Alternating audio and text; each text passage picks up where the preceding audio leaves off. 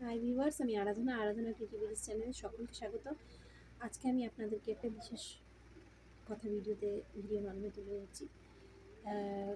যারা আপনারা শিব পূজা করেন কিংবা শিবলিঙ্গে জল ঢালছেন, তাদের জন্য সেসব দর্শক বন্ধুর জন্য আমার তরফ থেকে একটা বিনীত অনুরোধ। যারা শিবলিঙ্গে জল ঢালছেন, কাইন্ডলি শিবলিঙ্গের জলটি খাবেন না। অনেকে থাকেন শিবলিঙ্গে জল ঢালেন এবং বলেন এই জলটি নাকি খেলে শান্তি হবে, শান্তির জল হিসাবে সেটি পান করেন।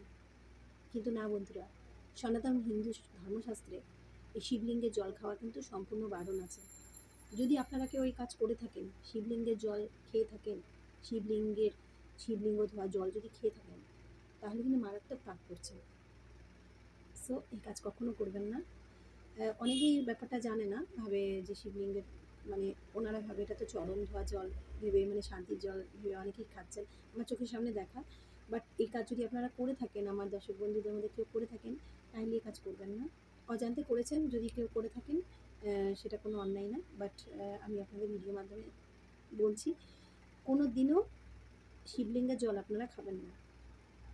এটা সব থেকে বড় পাপ করছেন যদি খেয়ে থাকেন। দর্শক বন্ধুদের বিনীত অনুরোধ, এটা করবেন না। শিবলিঙ্গের জল খাওয়ার আমাদের হিন্দু ধর্মশাস্ত্রে সম্পূর্ণ নিষেধ। শিবলিঙ্গের জল খেতে নেই। এটা আপনি চরণ ধোয়া জল খাচ্ছেন না, শিবলিঙ্গের জল খাচ্ছেন না। আর এটা মহিলাদের তো খেতে নেই, পুরুষদেরও খেতে নেই। এটা মারাত্মক পাপ করছেন, অতএব এই কাজ করবেন না। আর ২ নম্বর হলো, যারা শিবলিঙ্গ স্থাপন করেছেন তাদের শিবলিঙ্গ যেন উত্তর দিকে মাথা করা, মানে উত্তর দিকে মুখ করে যেন শিবলিঙ্গটি থাকে। আর এই যে বৈশাখ মাস মানে ধর্ম মাস, এই বৈশাখ মাসে যত পারবেন শিবের ভালো মতো পূজা কীর্তন করুন। তার সঙ্গে সঙ্গে প্রতি সোমবারে, বৈশাখ মাসের প্রতি সোমবারে আপনারা কী করবেন, আখের রস শিবলিঙ্গে দেবেন। এটাতে আপনাদের কী হবে, আর্থিক উন্নতি হবে এবং আপনাদের যে কোনো মনোবাসনা পূর্ণ হবে। সো আজকের মতো এইটুকুই।